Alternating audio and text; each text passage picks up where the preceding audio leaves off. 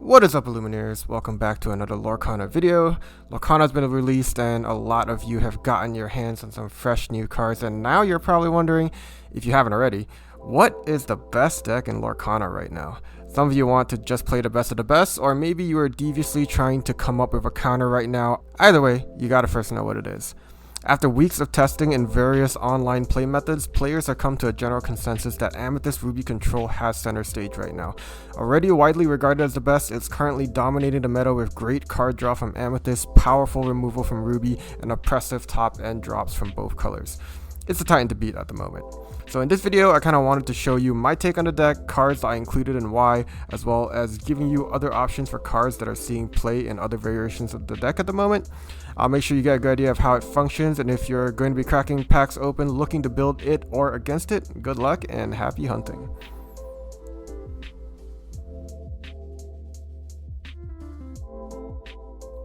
So this is my take on this deck at the moment. You will see many variations utilizing certain different cards, but the core of the deck is more or less the same. It's probably not the best one out there, and it probably won't even look the same in a couple days, but once you grasp the idea of the deck, you should be able to build the best version for yourself. Or maybe this version is the best for you. Just try it and try it for yourself. And if you're trying to build against it, this should be enough for you to get a basic idea of what this deck has to offer and things to tech against. So starting off, we have 3 copies of the 2-drop Dr. Facilier. He's 0-4, but when challenging he becomes 2-4, so that's a really good stat line for trading early. If drawn late game, he can be inked or shifted into his Floodborn form, so overall, a solid card and a good addition for decks that will struggle early like ours. Next, we have 3 copies of Magic Broom. It looks like an early game card, but it actually functions a lot better late game. It has the ability to shuffle discarded cards back into your deck, which will come in really handy against other control matchups, where you can either shuffle a big drop or useful action and reuse it later, or you can also shuffle your other brooms and make an infinite cycle so you won't deck out. I rarely have to use this option, but you'd be surprised how often it gets close to happening, especially in the mirror matchup. So yeah, overall, even though not everyone is running it, I'd almost say this is a necessary card for the deck, unless you want to maybe try running more than 60 cards, or if the meta ends up being more aggro-centric, then you probably don't have to run this card if you're not worried about decking out or repeating your bigger drops and other actions. Next, we have 3 copies of Gaston, another control element of this deck. The funny thing about Lorcana that we're probably not used to is we see keywords like reckless or rush and we think aggro because that's what we're used to, but that's not quite how things work in this game. Aggro is seen in cards that aggressively get lore, and these characters like Gaston with reckless, even though he is reckless, he is there to stop characters from getting lore, so they act more like control, and Gaston is a pretty important one since he's an early 2-drop. He has a 4-2 stat line with reckless, which means he must attack, but he trades very well against characters with 1 strength, and he has the strength to take out some usually hard to reach 4 willpower targets like Cusco. I would say he's also essential. The number of copies can be played with, but definitely a necessary part to countering aggro in this deck.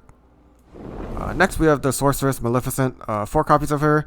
I don't think there's a question about this. I think you have to run 4 copies of her in any Amethyst Control deck. She draws a card, replaces herself in your hand, provides a 2-2 body, and she can sing Friends on the Other Side. What more can you really ask for? It's a superb, amazing card. Next, I have 4 copies of Rafiki. A little on the heavy side. Don't think you necessarily have to run 4, but I'm seeing a lot of success with it. Most iterations of the deck will run him though, maybe less copies because he's uninkable if you're struggling with that, but I find that again he's another control element of this deck because he has rush, and I think that he is just really powerful because he can come out of the gate swinging with a 3-3 body, he can take out Simba, he can take out other characters that are just quested.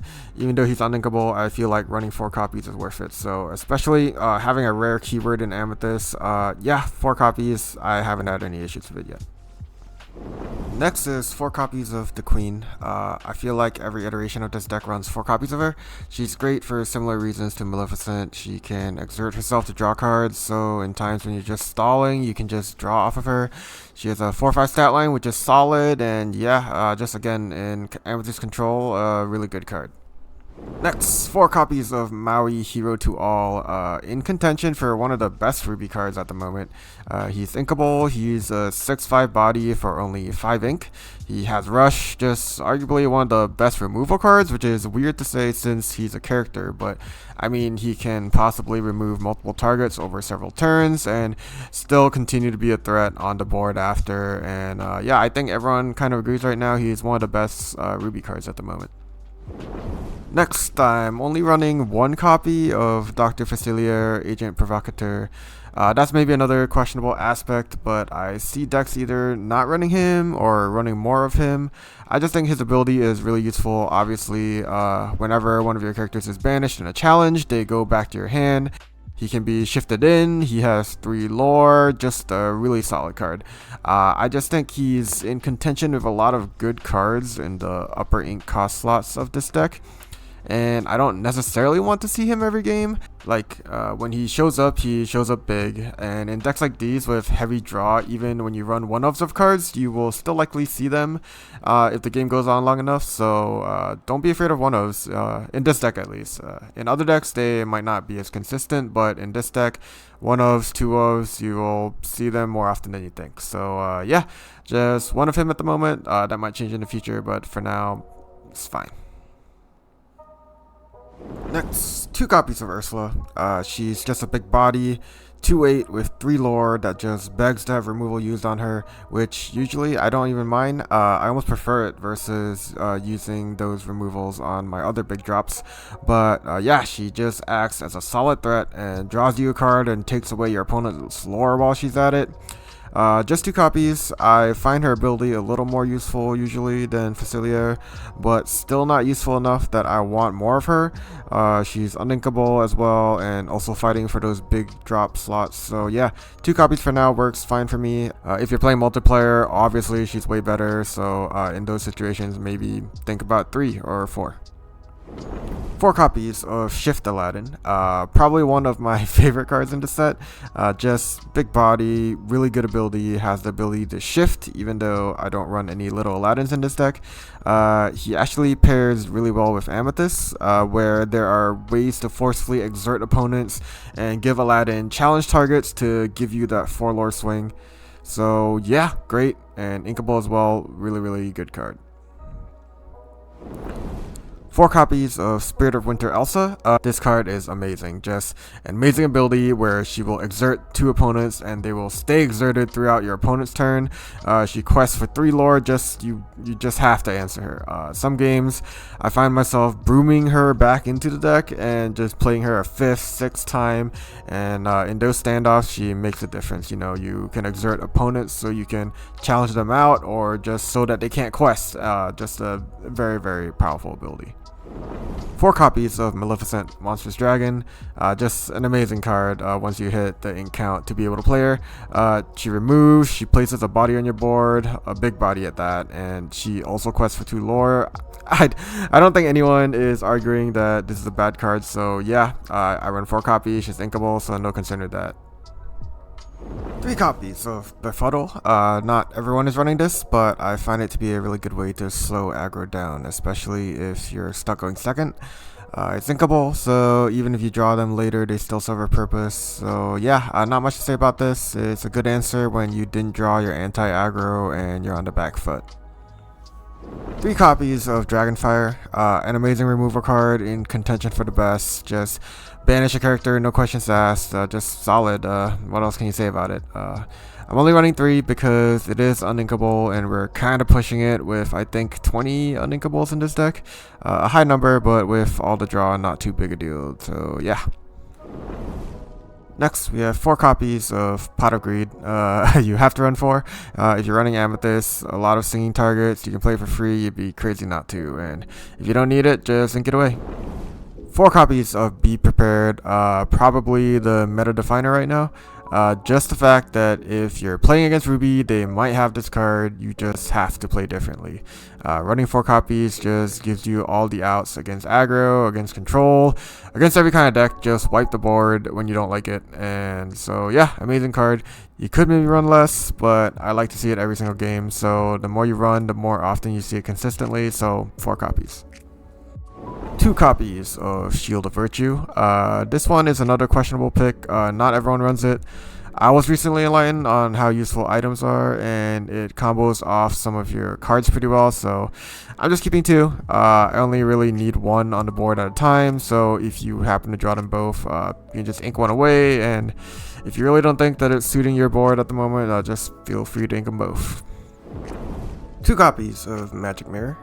Another contentious topic, but I think it's essential to this deck, especially if you're playing against control and you've entered the late stages of the game where you have 13, 14 or more ink, and the ink doesn't really matter anymore. It really keeps your ball rolling for a low cost at those moments. If your opponent is top decking and you're drawing 2, 3 per turn instead, you're hard pressed to lose. I only run 2 because I kind of only want 2 on my board at a time. I'll find it in my deck eventually, and it's kind of dead after the second, in my opinion, so 2 seems to be enough for me, so I'll stick with 2. Last but not least, I have 2 copies of the White Rabbit's Pocket Watch. It's inkable if you don't think it's useful, but on the board it's threatening to give every player you play Rush an insane keyword.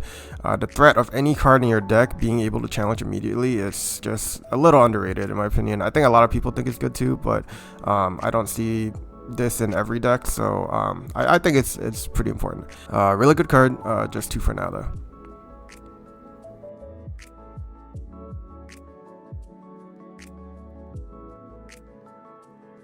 A lot of variations of this deck play the 1-drops, Archimedes, Tibbs, or Olaf.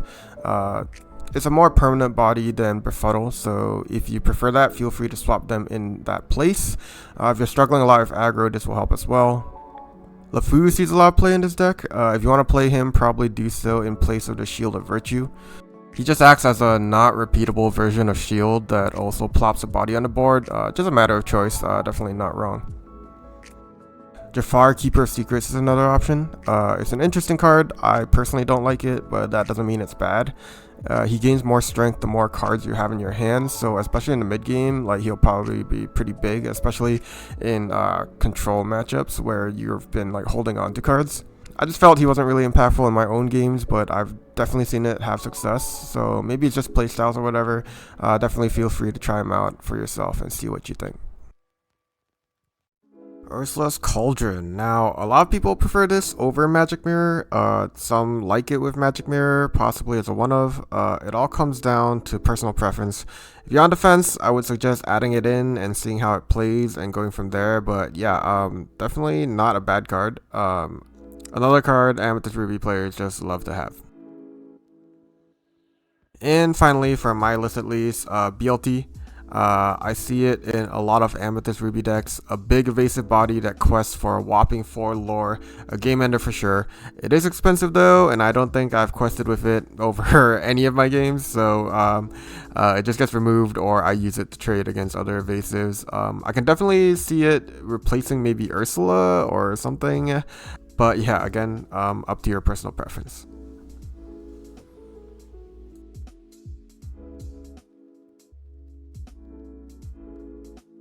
Deciding what to throw into your inkwell is, I think, going to separate the good from the great players. It's something you're going to have to adapt to on the fly every game, and being able to decipher what your opponent is playing and inking accordingly will definitely decide games. For example, if I see my opponent ink a Maleficent Monstrous Dragon turn 1 and pass, I can reasonably guess that they are playing a control deck and not aggro. Then I can think about inking Gaston and Befuddle, and I would definitely hold on to brooms unless absolutely necessary. You also want to probably try your best to hold on to your own Monstrous Dragon and other big drops, as those will come in handy later in the game. Ideally, you haven't drawn them yet, but if you need the ink, you need the ink, so don't hold it to your detriment, but try your best to ink the less important cards. On the flip side, if Lilo comes down turn 1, I want to now keep these cards around and ink away the Queen or my high drops instead. You can also think about inking away Magic Broom as long as you have your other aggro answers in your hand. As I mentioned earlier, these are meant more for cycling big drops or itself, so not so useful in a matchup where the game will usually end more quickly. You want to hold on to your Gastons and your Befuddles, and if you can, get a copy of White Rabbit's Pocket Watch out. It will make a big difference in my opinion. After wiping the board with Be Prepared, which you can reasonably think about not mulliganing away if you have it in your starting hand, having the Pocket Watch out just threatens anything they try to fill their field back up with.